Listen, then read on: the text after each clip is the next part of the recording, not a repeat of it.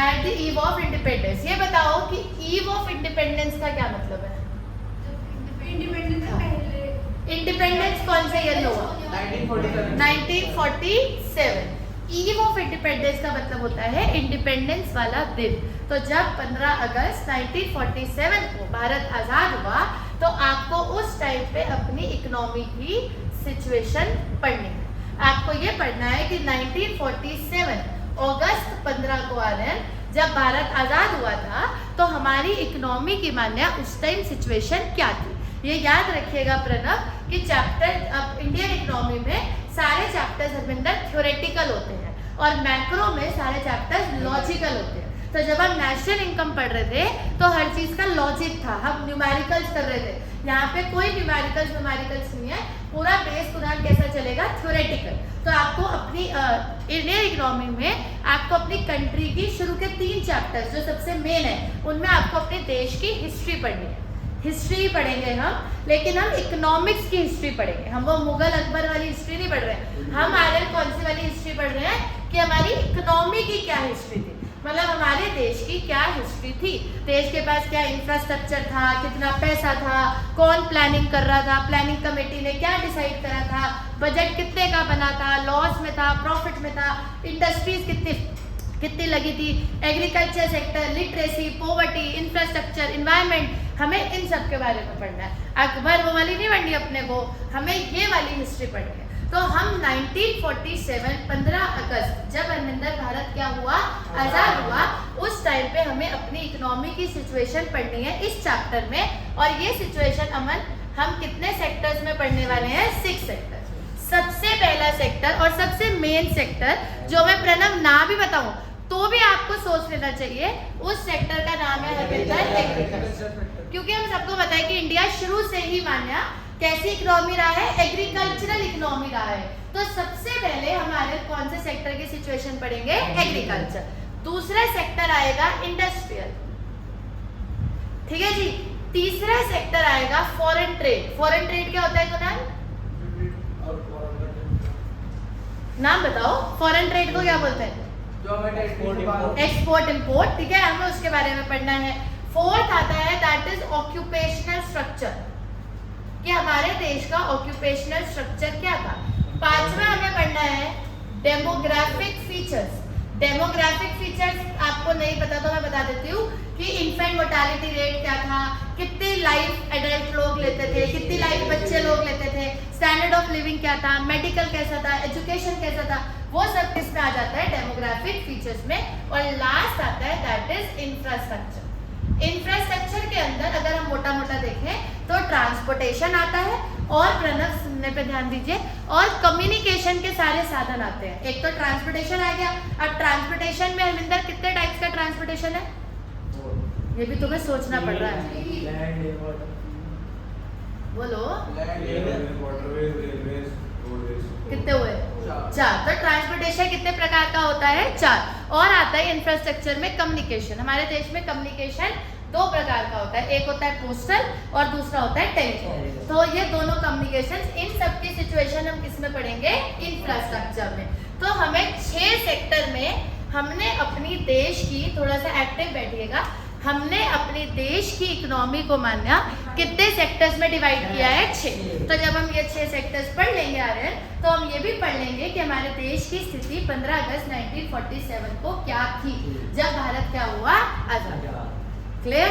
वहां से हमने मान्या तरक्की शुरू करी थी। मैं आपको थोड़ा सा ग्लिम्स बता देती हूँ।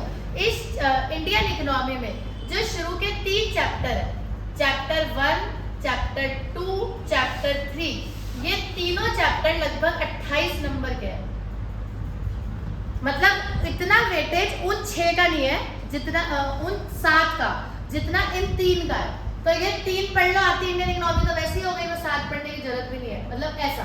तो ये 3 चैप्टर सबसे मेन है, और ये तीनों चैप्टर्स हिस्ट्री से रिलेटेड है हरविंदर। जैसे जब हम चैप्टर 1 अभी पढ़ रहे हैं तो आर्यन हम कौन से ईयर के बारे में पढ़ रहे हैं? 1947। 1947 में जब भारत आजाद हुआ था तेजस, तब हमने अपनी डेवलपमेंट को शुरू किया था। पर डेवलपमेंट कुछ अच्छा नहीं हो पाया था क्योंकि बहुत सारी कमियां थी। अभी आप इन सेक्टर्स के बारे में पढ़ोगे तो आपको पता चलेगा कि इतना कुछ खास इंडिया के पास था नहीं, क्योंकि सब कुछ तो लूट ही चुका था, है ना। लैंड हो, इंडस्ट्रीज हो, गोल्ड हो, पैसा हो, चाहे हम आजाद हो गए थे बट हमारे पास कुछ था थोड़ी। डेवलपमेंट करने के लिए रिसोर्सेज चाहिए, थे नहीं। तो हुआ क्या, 1991 में 1947 से लेकर 1991 की स्टोरी आपको कौन बताएगा? चैप्टर 2। चैप्टर 2 जो है मान्या वो काफी छोटा है। उसका रीजन ये है कि 1947 में जब भारत आजाद हुआ और 1991 में जाके हमें पता चला कि हम तो कुछ कर ही नहीं पाए और इंडिया में क्या आ गया? रिसेशन आ गया। 1991 में इंडिया ने बहुत बड़ा रिसेशन फेस किया था। उसके बारे में हमने 11th क्लास में भी थोड़ा सा पढ़ा था, हाँ, कि 1991 में इंडिया में बहुत बड़ा रिसेशन आया था। उसके बाद हमने दोबारा से शुरू करा और 1991 से हमने शुरू किया और आज हम 2022 पे खड़े हैं। उसके बीच में 2-3 साल तो कोविड ही ले गया, है ना। तो ये कुछ इंडिया की हिस्ट्री रही है इकोनॉमिक्स में। 1947 के बारे में हमिंदर कौन सा चैप्टर बात करेगा? फर्स्ट। प्रणव 1947 से 1991 के बारे में कौन बात करेगा? सेकंड। और 1991 में जो क्राइसिस आए वो हम कौन से चैप्टर में पढ़ेंगे? थर्ड। उसके बाद हमने तरक्की शुरू करी तो फिर हम चैप्टर 4 से शुरू होते हैं।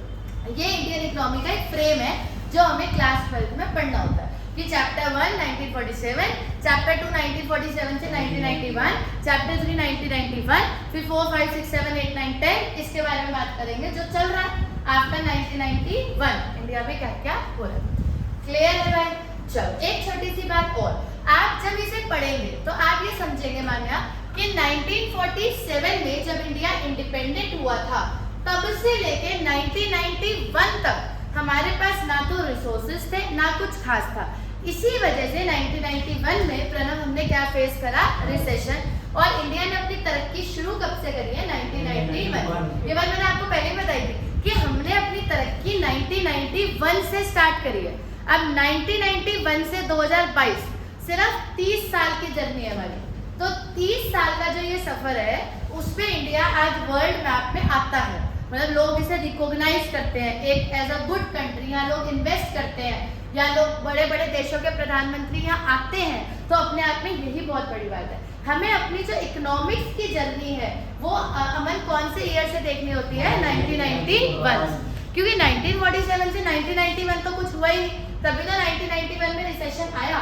हुआ लेकिन बहुत कम हुआ, 1-2 चीजें बस मुश्किल से, क्योंकि देश के पास उतने रिसोर्सेज ही नहीं थे। और सबसे पहले चैप्टर में पढ़ेंगे कि ब्रिटिशर्स जिस दिन गए उस दिन इंडिया की हालत क्या थी। तो Indian economy at the eve of independence. Clear है भाई?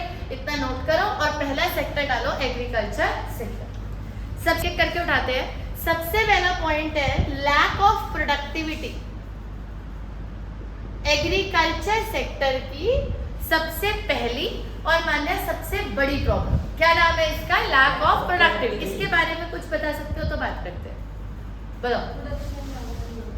प्रोडक्शन ज्यादा नहीं होता था, मेहनत भी ज्यादा नहीं लगती थी, उसे बोलते हैं लैक ऑफ प्रोडक्टिविटी।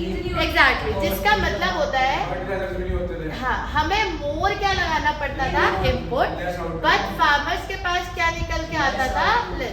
जिस वजह से एग्रीकल्चर सेक्टर में जो प्रोडक्टिविटी का रेट था वो हरमिंदर काफी लो था। अब फार्मर बेचारा मेहनत तो बहुत करता था, दिन रात सुबह शाम बेचारा लगा पड़ा है, ठीक है, अपने हाथों से ही मिट्टी को खोद भी रहा है, क्रॉप भी कर रहा है और पानी भी ला ला के डाल रहा है, क्योंकि और कोई इरिगेशन का सोर्स नहीं होता था। आजकल क्या है, मोटर है, पंप है, उस टाइम पे ऐसा कुछ नहीं था। तो फार्मर की जो मेहनत थी वो बहुत ज्यादा थी, मतलब ऐसे भी नहीं बोल सकते कि बहुत थी, बहुत बहुत बहुत ज्यादा थी। उतना इनपुट लगाने के बाद जो प्रणव आउटपुट निकल के आता था वो इतना भी नहीं था कि इंडिया सेल्फ सफिशिएंट बन सके, मतलब इंडिया सेल्फ सफिशिएंट भी नहीं था। तो और तो बात ही छोड़ दो। कहने का मतलब ये है, अभी अरविंदर ने बोला, आप सबने बोला कि सबसे ज्यादा लोग उस टाइम किसमें एंगेज थे? एग्रीकल्चर। अगर 70% आबादी एग्रीकल्चर कर रही है तो भाई इतना तो उगा लेगी कि 100% लोग खा लें, लेकिन उस टाइम पे इतना भी नहीं था। मतलब 70% लोग अगर एग्रीकल्चर में एंगेज्ड हैं तो आउटपुट उतना भी नहीं आ रहा है कि 100% लोग कंज्यूम कर पाए। उल्टा इंडिया को एग्रीकल्चर भी क्या करना पड़ता था? इम्पोर्ट करना पड़ता था। गेहूं, चीनी, चावल, आटा, ये सब चीजें हम इम्पोर्ट करते थे। क्योंकि हमारे देश में उतना नहीं बन पाता था, बन तो जाता था लेकिन इतना नहीं बनता था अरविंदर कि सबकी नीड्स क्या हो पाए, फुलफिल हो पाए। तो इंडिया को क्या करना पड़ता था, मान लिया इम्पोर्ट, जिसे क्या बोलते आ रहे हैं कि इंडिया सेल्फ सफिशिएंट नहीं है। समझ में आया? नहीं था। इंडिया आज तो है, इंडिया सेल्फ सफिशिएंट नहीं था।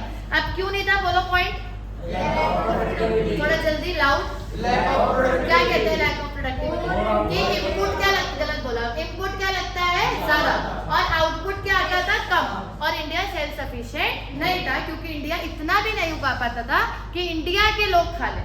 उसके लिए भी क्या करना पड़ता था, इम्पोर्ट। एक तो ये थी सबसे बड़ी प्रॉब्लम एग्रीकल्चर सेक्टर की, सबसे बड़ी कमी। कौन से ईयर में मान्या, 1947 की सबसे बड़ी कमी।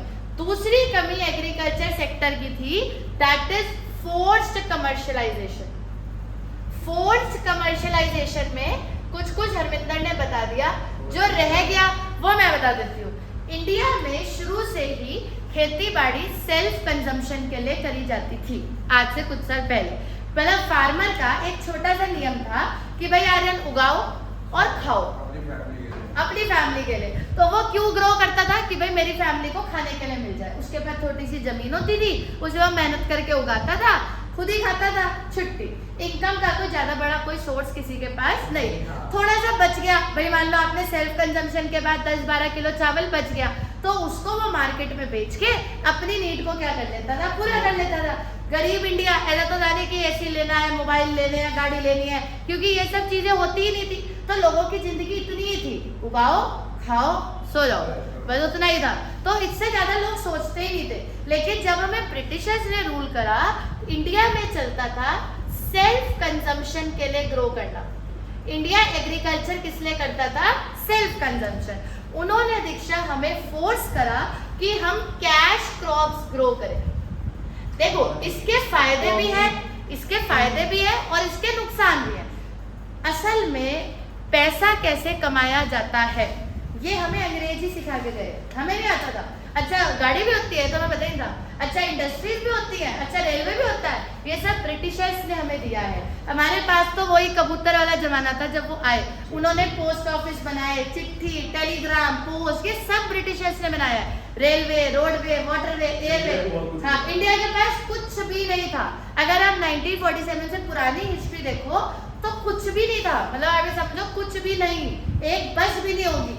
लोग ना आते थे ना जाते थे, जो ज्योग्राफिकल बॉर्डर्स थे वो थे।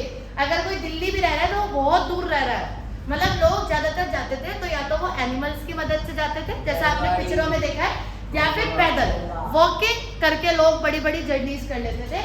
वैसा इंडिया था हमारा। लेकिन जब ब्रिटिशर्स इंडिया में आए तो उन्होंने हमें दिखाया कि ये बस है, ये ऐसे रोडें बनेंगी, ऐसे ट्रेन आएगी, ये सब ब्रिटिशर्स ही लेके आया। जब इस चैप्टर के लास्ट में हम जाएंगे ना प्रणव, तो हम उनकी अच्छाई भी पढ़ेंगे। Everything in this world has iron board पर प्रणव बोर्ड पे हैज मेरिट्स एंड डिमेरिट्स। हर एक का फायदा भी है, नुकसान भी है। अब हमें ब्रिटिशर्स ने रूल करा, नुकसान है लेकिन फायदा भी है। आज आप इतने बड़े बड़े होटल देखते हो, ये बड़े बड़े कैफे देखते हो, ये 5 स्टार होटल, हमारा खुद का पार्लियामेंट, ये सब ब्रिटिशर्स बना के गए। ये जितनी बड़ी बड़ी प्रॉपर्टीज हैं, आपको पता होगा कि स्कूलिंग के नाम पे देहरादून सबसे ऊपर आता है पूरे इंडिया में। तो पूरे इंडिया में देहरादून में जितने भी अच्छे अच्छे स्कूल्स हैं, बड़े बड़े, सेंट जोसेफ हो गया, वुडस्टॉक हो गया, ये सब अंग्रेजों ने बनाया है, हमने कुछ नहीं बनाया। उन्होंने इंडिया को सिखाया कि उगाने, सिर्फ खाने के लिए उगाना इज नॉट अ कॉन्सेप्ट। आपको खाने के लिए उगाओ, लेकिन जो पोर्शन आपका बच गया उसमें आपको कैसी खेती बाड़ी करनी चाहिए, कैश।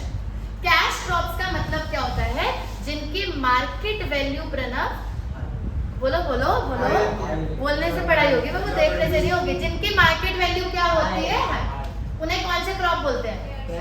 थोड़ा लाउड, तुम्हें अलग से पूछेंगे, बताओ। मैं तो ये सब बात नहीं करी, मैं तो कह रही कैश क्रॉप होते गए हैं। जिनकी मार्केट वैल्यू क्या होती है, हाई। तो जिनकी मार्केट वैल्यू हाई होती है, सिर्फ च्युइंगम नहीं चबानी है, तो सुनना है। जिनकी मार्केट वैल्यू आदम क्या होती है, हाई, उन्हें हम मान्य कौन से क्रॉप्स बोलते हैं, कैश क्रॉप।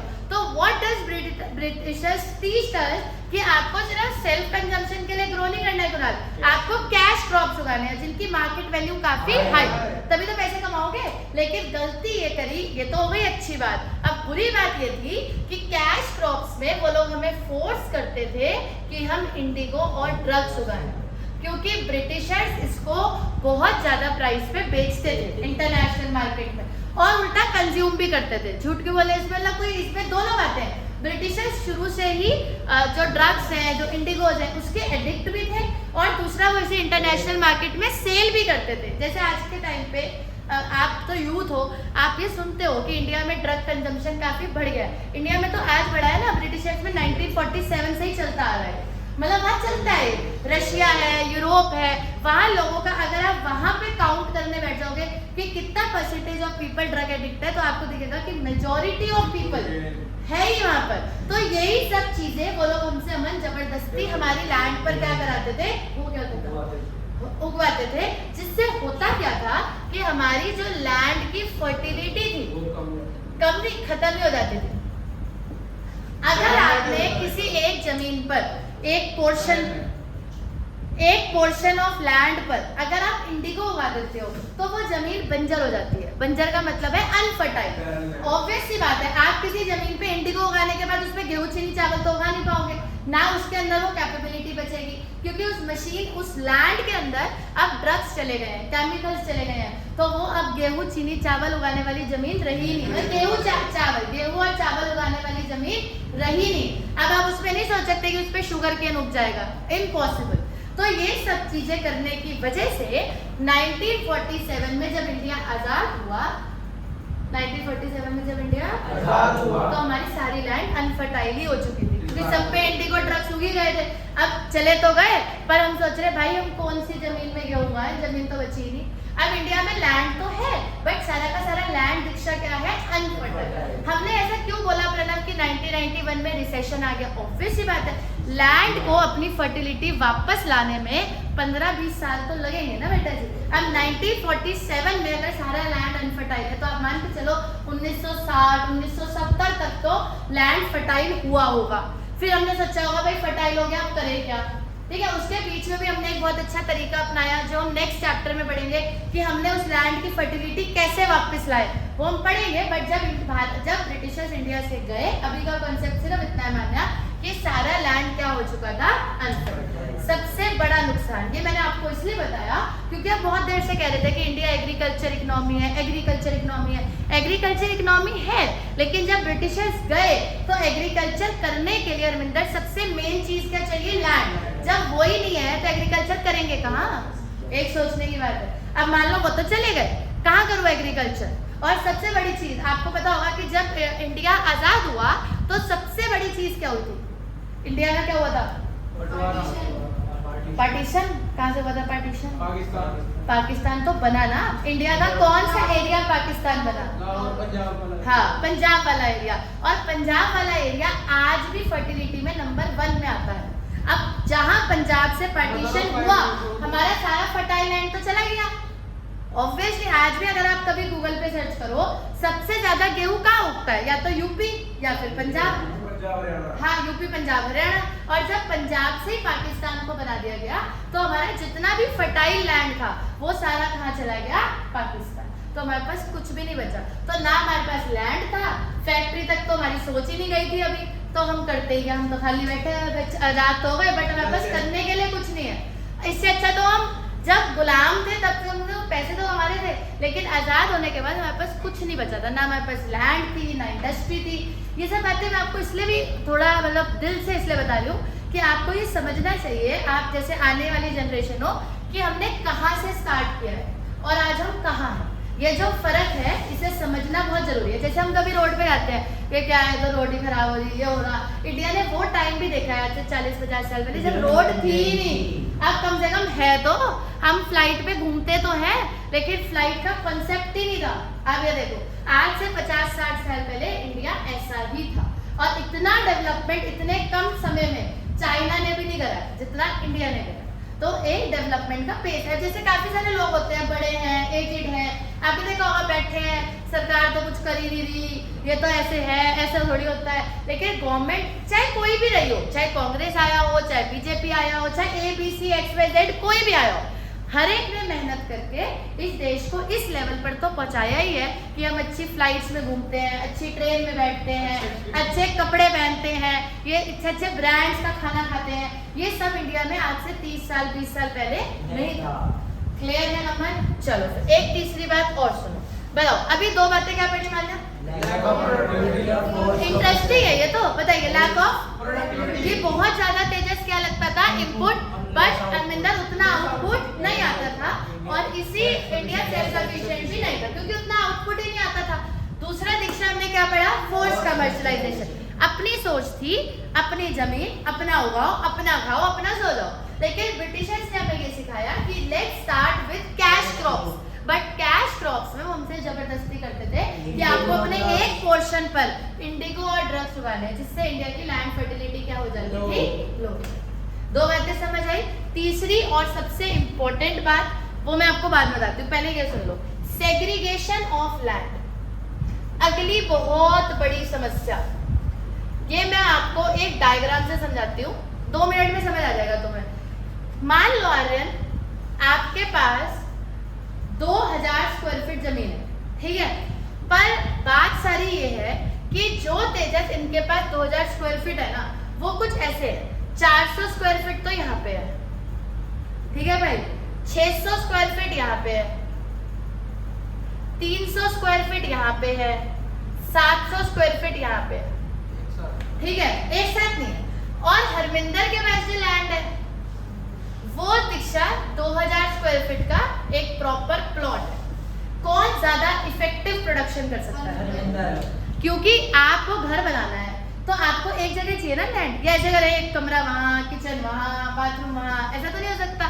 तो हमेशा ये इंडिया कंट्री का सबसे बड़ा प्रॉब्लम था कि फार्मर के पास तो ना लैंड तो था, लेकिन एक तो स्मॉल था और दूसरा सेग्रीगेटेड था। सेग्रीगेटेड मतलब छोटा छोटा पोर्शन है, छोटा यहाँ है, छोटा वहाँ है, छोटा वहाँ है। अब छोटा छोटा का करूंगी क्या? मुझे वो सारा लैंड कैसे चाहिए आ रहे हैं एक साथ, और एक साथ एक जगह पर, तब मैं उसमें प्रणव क्या कर सकती हूँ, प्रोडक्शन कर सकती हूँ। तो गवर्नमेंट ने, जब ब्रिटिशर्स चले गए तो गवर्नमेंट ने ये काम भी करा कि फार्मर का जो भी छोटा छोटा, गवर्नमेंट ने क्या किया, सबका लैंड तेजस क्या कर लिया, टेक ओवर, फिर सबको जितना जितना बन रहा था एक एक जगह पर प्लॉट को अलॉट कर दिया, क्योंकि वो किसी के लिए भी यूजफुल नहीं है, चाहे वो अमन हो, चाहे आर्यन हो, चाहे मान्या हो। अगर आपको स्मॉल और फ्रेगमेंटेड लैंड है तो आप उसका करोगे क्या, पड़ा रहेगा। अब आपने कभी देखा होगा कोई होता है जिसका छोटा सा टुकड़ा जमीन का पड़ा है, तो पड़ा है तो पड़ा है, क्योंकि उसमें कुछ बन ही नहीं सकता, अब क्या बनाओगे। तो स्मॉल और फ्रेगमेंटेड लैंड भी एक प्रॉब्लम इंडिया में थी कि हमारे यहाँ पर फार्मर के पास एक तो स्मॉल और कैसा लैंड था, फ्रेगमेंटेड, मतलब बटा हुआ। समझ में आया हमें? अब तक हमने कितनी प्रॉब्लम्स डिस्कस करी है कुणाल? 3। सबसे पहली प्रॉब्लम मानना लैक ऑफ प्रोडक्टिविटी, दूसरी फोर्स कमर्शियलाइजेशन, और तीसरा सेग्रीगेशन ऑफ लैंड। 3 समझ में आई? करो ये वाला कि स्मॉल एंड फ्रेगमेंटेड लैंड। मैं इसे स्मॉल एंड फ्रेगमेंटेड लैंड ही कर दूँ।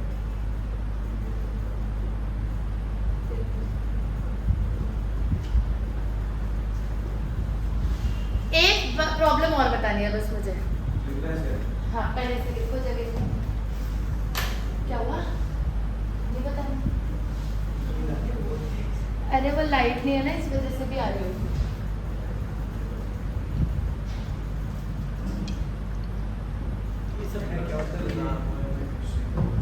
पूछो। ये सब बातें हैं जो 1947 में इंडियन एग्रीकल्चर की सिचुएशन को दर्शाती है। हाँ, नहीं दिखते नहीं, वो पूछेंगे what was the situation of Indian agriculture in 1947, तो आपको सारे बातें बतानी कि भाई ये सिचुएशन थी। भाई तुम पढ़ाई कर लिया करो कभी पीछे, सुनते बैठो बाबू, पढ़ाई पे ध्यान दो।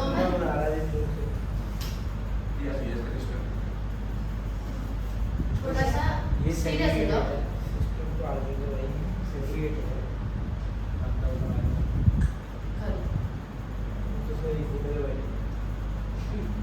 लैक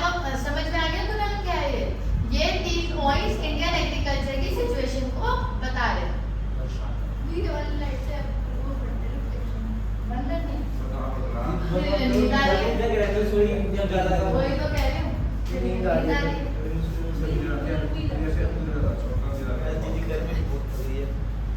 पंखा कर दो।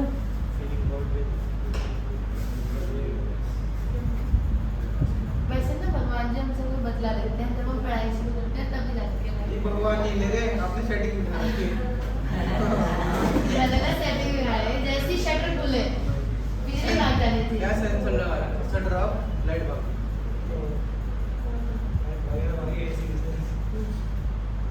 आज तो हर्ष भी नहीं आया था, तेज चलाते हैं इसे। रिमोट ही नहीं तो हर्ष ठंड लगी थी। अरे हाँ यार लंच किया है तो मौसम भी बहुत अच्छा है। खाली हवा चल रही है। हाँ गर्मी है इतनी। अरे हाँ ठंडी हवा चल रही है, गर्मी लग रहा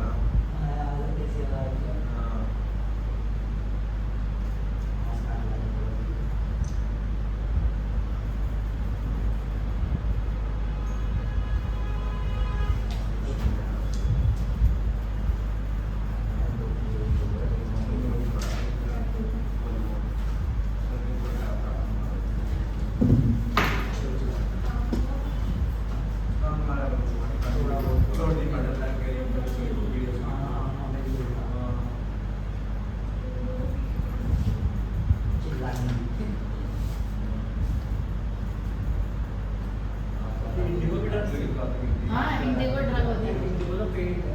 इंडिगो ड्रग भी होता है।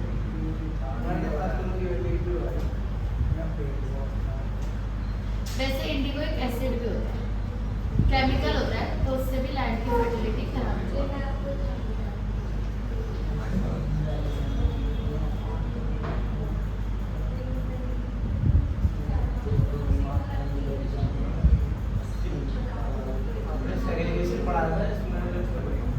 फिर हेडिंग चेंज कर दी क्या कहने पे।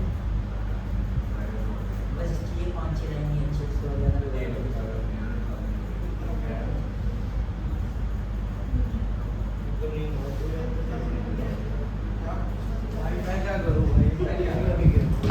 हाँ भाई तुम्हारा स्विमिंग पूल चल गया तुम्हारा। मैं जी 10 दिन के लिए बंद है, सील कर रखा है सारे दिन। ले गए फिर तुम्हारे साथ आगे की केस बन गया है।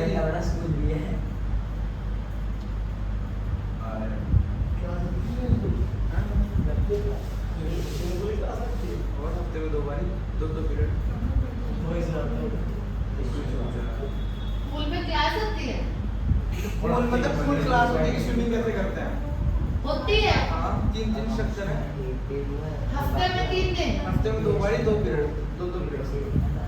लगातार होते होंगे। हाँ टाइम लगता है सिखाने में ऐसा। ये वो ये टुकड़ा आगे चला है मेरे घर के फिर वो करती हूँ। ये तो भाई भाई तुम तो एडमिशन ले लो यार। आज साल से मिली कर लेना, पढ़ाई तो हो रही थी जाएगा फिर कोई क्लास। जी मतलब 10-15 मिनट तक कपड़े चेंज करने फिर शावर वगैरह लेने चले जाता है क्योंकि हॉस्टल पे रहता है प्रोग्राम। क्लोरीन वगैरह रहता है ना पानी में।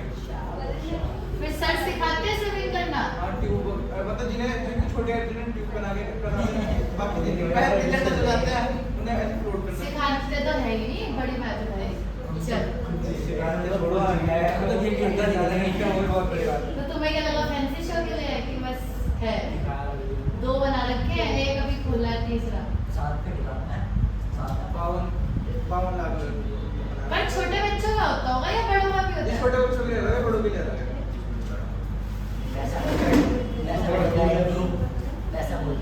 हमारे पास गेम्स के रेडी पूरी लगते हैं हफ्ते में ये बात वो भी अरेंजमेंट ले लेते हैं। बैडमिंटन में मशीन लगी हुई है ना बॉल फेंकने की 20-30 जाके उसको है 1.5 लाख की मशीन लगी है बॉल फेंकने के लिए। वो क्रिकेट के लिए। हाँ ओपा उसके लिए इंस्ट्रक्टर अलग से लाएंगे बॉल लग डाले डाले के लिए बॉल को डाले मशीन लगा। चलो एक आखिरी बात सुनेंगे आज। बिना उसके एनुअल के 6000 अभी 1 महीने बाद आएगा। 1 महीने की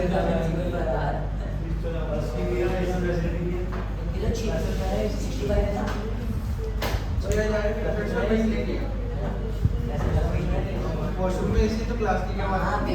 वॉशरूम में भी ऐसी बस है। में एसी है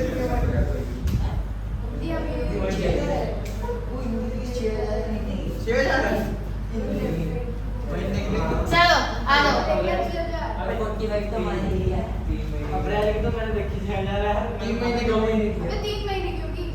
है क्या? अप्रैल की डेट लगी 2 महीने की। अप्रैल की होगी 4 कितनी 6,000 वो एडमिशन फीस जोड़ के।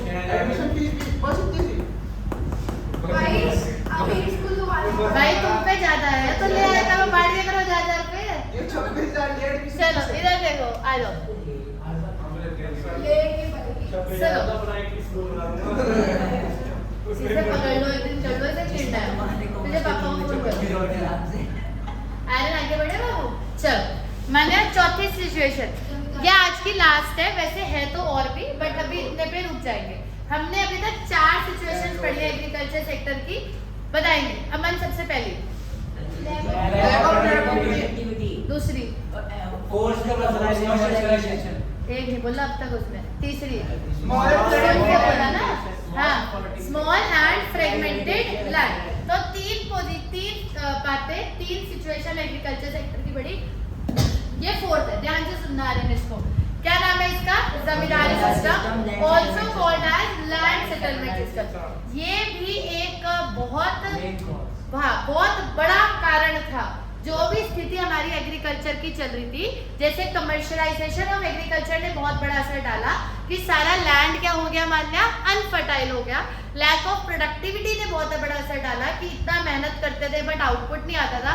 स्मॉल एंड फ्रेगमेंटेड लैंड ने बहुत बड़ा असर डाला कि छोटा छोटा एरिया है तो किसी काम का नहीं है वेस्ट हो रहा है। उससे भी सबसे ज्यादा असर किसने डाला है आर्यन? जमींदारी सिस्टम ने। क्या था ये सिस्टम जो अंग्रेजों के टाइम पे चल रहा था। अंग्रेजों के जाने के बाद भी सरकार ने बहुत कोशिश करी कि कुरान ये सिस्टम खत्म हो जाए बट कहते हैं ना कि कहीं ना कहीं चलता ही रहा और उल्टा आज भी चल रहा है। अगर आप कहीं देखोगे आज भी ऐसे विलेजेस हैं, अटेंशन दीजिए बोर्ड पे 10 मिनट। आज भी ऐसे विलेजेस हैं, ऐसे छोटे छोटे एरिया हैं जहाँ पे ये सिस्टम खैर इंडिया में बंद हो गया है बट चल रहा है। क्या कर सकते हैं आप? किस लेवल पे जाके रोकोगे? ये सिस्टम बहुत बुरा सिस्टम है। आधा बेड़ा गर्क तो इंडिया का इसी ने ही करा लेकिन ये सिस्टम है क्या? इसमें भी ब्रिटिशर से बंदा साइन कर देते थे जो छोटे छोटे फार्मर से टैक्स कलेक्ट करते थे और फिर वो जमींदार उनको और वो टैक्स नहीं दे पाते थे। और टैक्स दे पाते थे तो उनकी जमीन यहाँ डब देते थे। चलो और गुड इन्होंने अच्छा बोला। अब कुछ आप बोलो बताओ। मैं तुम्हारा ग्राफ नीचे क्यों जाता जा रहा है? बोलो क्या गलत संगति में? ये बादल पीछे मुड़ गया तुम्हारी संगति में है बाकी तो सही चल रहा है। हाँ बताओ अमन आंसर क्या होता है जमींदारी सिस्टम? हाँ जी मान्या कुछ तो दिमाग में आता होगा।